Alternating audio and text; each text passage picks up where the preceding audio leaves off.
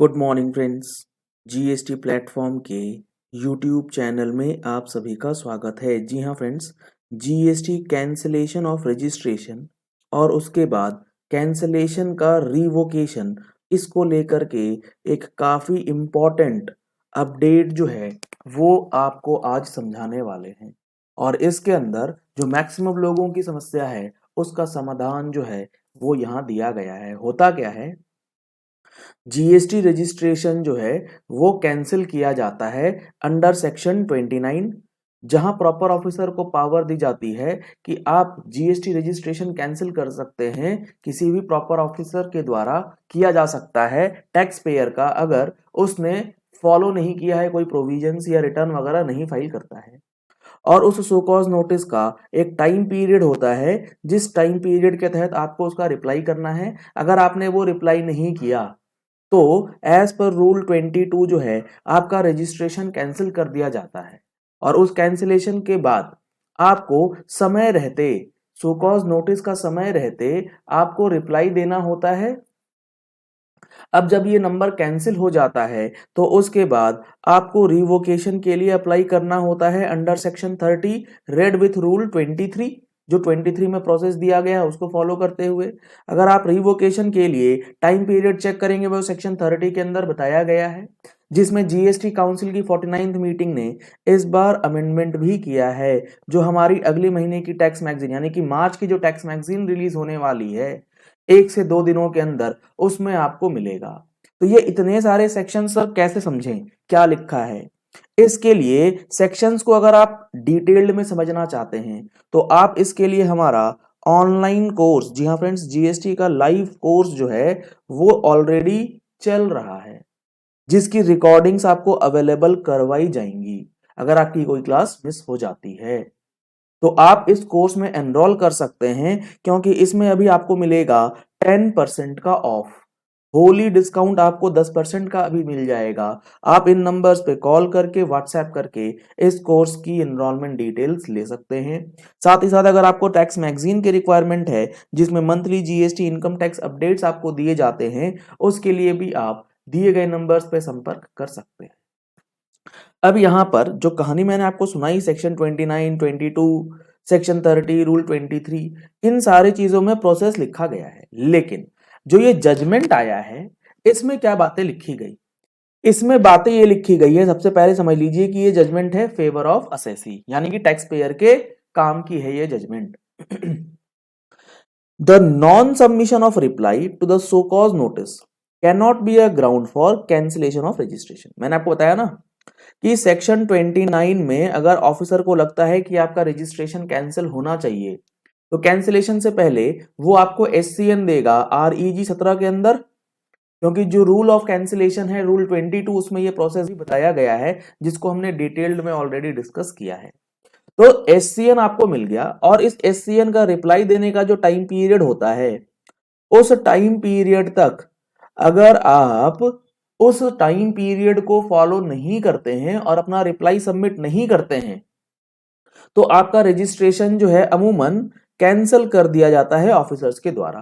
तो यहां पर सिंपल ये चीज बोली गई है कि सिर्फ और सिर्फ उस सोकॉज नोटिस का रिप्लाई सबमिट नहीं हुआ तो सिर्फ इसी ग्राउंड पे अगर आप कैंसिलेशन ऑर्डर पास करते हैं तो ये वैलिड ग्राउंड नहीं है, कैंसिलेशन ऑर्डर जो है वो वैलिड नहीं माना जाएगा। काफी इंपॉर्टेंट जजमेंट जो है वो यहां पर निकल के आई है। इसकी कॉपी हमारे टेलीग्राम चैनल पे अपलोडेड है। अगर आपने अभी तक हमारा टेलीग्राम चैनल ज्वाइन नहीं किया है तो आप उसे ज्वाइन कर सकते हैं। जीएसटी प्लेटफॉर्म अपडेट्स के नाम से हमारा टेलीग्राम चैनल जो है वो ऑलरेडी आपके पास होना चाहिए।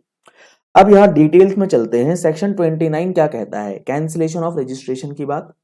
The petitioner challenge the order, 24 जून को ऑर्डर आया, whereby the registration of the petitioner has been cancelled, जहां पर कैंसिल हुआ registration, and the order dated 26/11 whereby the appeal filed against the order has been dismissed.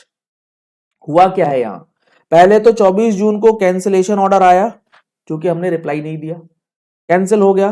अब उस order के against appeal में गए, appeal भी reject हो गया अंडर सेक्शन 107। जब आप हमारा जीएसटी का फुल कोर्स ज्वाइन करेंगे उसमें हम लोग अपील भी पढ़ने वाले हैं, अपील कैसे करना है, नोटिस का रिप्लाई वगैरह कैसे देना है। तो अपील भी रिजेक्ट हो गया ये कहते हुए कि आपने जो अपील फाइल किया है वो भी विद इन 3 मंथ्स या 90 डेज के बाद करा है, इसीलिए अपील भी डिसमिस कर दिया गया। The council for the petitioner submitted that since he has not been heard while passing the order dated 24 June 2022, क्योंकि सोकॉज नोटिस आया, सोकॉज नोटिस का रिप्लाई नहीं दिया गया और उसके बेसिस पे सिंपल ये लिख दिया गया कि आपने कोई रिप्लाई नहीं दिया इसलिए नंबर आपका कैंसिल किया जा रहा है। तो अब यहां पर हाई कोर्ट के अंदर जो पिटिशनर फाइल करते हैं चीजों को, वहां ये सबमिशन दिया जा रहा है कि ठीक है हमने रिप्लाई नहीं दिया, लेकिन ऑर्डर पास करने से पहले हमें सुना नहीं गया। As such the present petitioner is also entitled for the benefit of order passed by this court in the Technosum India private limited.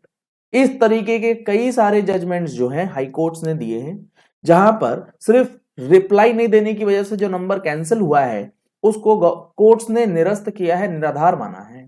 तो टेक्नोसम इंडिया प्राइवेट लिमिटेड के अंदर भी यही सिमिलर फैक्ट्स थे, जहां पर यह बेनिफिट दिया गया था कि आपने अगर बिना रिप्लाई दिए, सिर्फ रिप्लाई नहीं दिया इसीलिए आपका नंबर कैंसिल होगा, तो ये वैलिड ग्राउंड नहीं है, वो स्पीकिंग ऑर्डर जो है नहीं माना जाएगा। तो उस जजमेंट का बेनिफिट जो है इस केस में भी दिया जाए।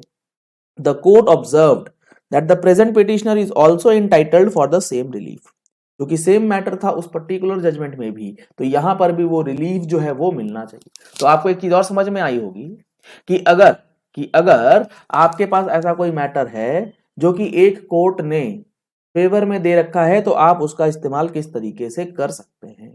हालांकि ये सेम जुरिस्डिक्शन के हाई कोर्ट का है, इसलिए काम थोड़ा सा इजी हो गया। The benefit of the order dated 26/9 shall also be made available to the petitioner, जो टेक्नोसम वाली बात। The Honorable High Court set aside the order as well as the appellate order and permitted the petitioner to appear before the respondent along with the reply to SCN within 3 weeks। अब यहां पर ये बोल दिया गया है कि with in 3 weeks जो है आप अपना रिप्लाई लेकर के जाएं कि आपका रजिस्ट्रेशन क्यों ना कैंसिल होना चाहिए। अगर आपका रिप्लाई सेटिस्फैक्टरी होगा तो वो as per the process of law आपका रजिस्ट्रेशन कैंसिल या नॉट कैंसिल का डिसीजन जो है वो ले सकते हैं। तो ये काफी इंपॉर्टेंट जजमेंट जो है जीएसटी रजिस्ट्रेशन के कैंसिलेशन से रिलेटेड और उसका रिवोकेशन कैसे होगा उसके लिए निकल के आया है।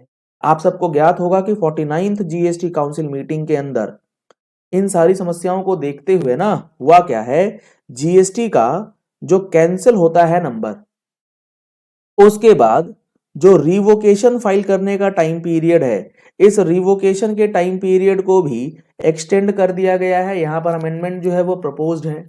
उसके बाद इसके अंदर जो एक्सटेंशन दिया गया है उसमें भी काफी बड़ी रिलैक्सेशंस जो है वो दी गई है, जो आपको हमारी टैक्स मैगजीन के अंदर देखने को मिलने वाला है। तो चलिए इस वीडियो को यही एंड करते हैं। आशा करते हैं आपको ये पॉइंट क्लियर हो गया होगा कि जीएसटी रजिस्ट्रेशन, कैंसिलेशन और उसका रिवोकेशन जो है उससे रिलेटेड ये इंपॉर्टेंट और फैक्चुअल जजमेंट जो है वो आपको किस तरीके से मदद करेगा। कि सिर्फ रिप्लाई नहीं है तो कैंसिल हो जाएगा, जी नहीं, ऐसे चीजें नहीं चलती हैं।